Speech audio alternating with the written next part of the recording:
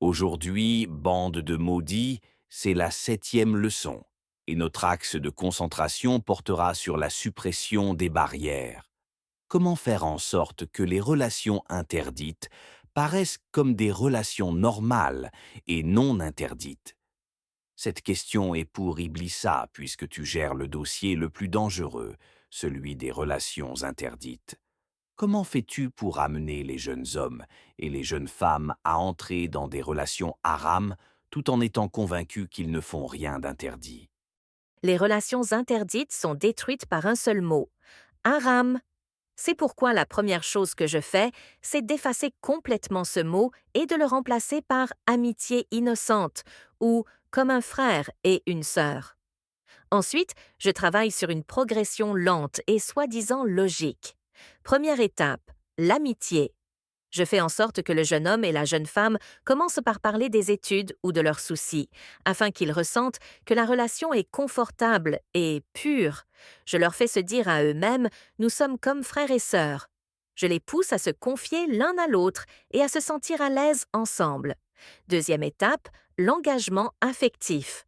Une fois la relation renforcée, je les amène à une phase appelée la planification de l'avenir.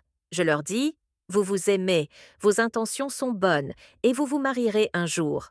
Donc ces discussions ne sont pas haram, au contraire, c'est une forme d'engagement officiel. Je leur dis aussi, vous êtes meilleurs que ceux qui ont des relations secrètes sans intention de mariage. Troisième étape, je commence à leur faire croire qu'ils sont réellement mariés et je les pousse à faire ensemble tout ce qui est interdit, sous des phrases comme ⁇ Tu es ma femme ⁇ ou ⁇ Tu es mon mari ⁇ Ensuite vient l'étape la plus importante, la disparition des limites. À ce stade, tout acte répréhensible entre eux ne leur semble plus être un péché, car ils le justifient par la phrase ⁇ Nous sommes d'accord pour nous marier ⁇ Si leur conscience se réveille un peu, je leur dis ⁇ L'essentiel, c'est l'intention, et votre intention est pure. Et si je sens qu'ils commencent vraiment à reprendre conscience, je fais intervenir les mères. Je pousse la fille à parler à sa mère du jeune homme avec qui elle discute. Je fais jouer à la mère le rôle de la mère idéale, confiante en sa fille.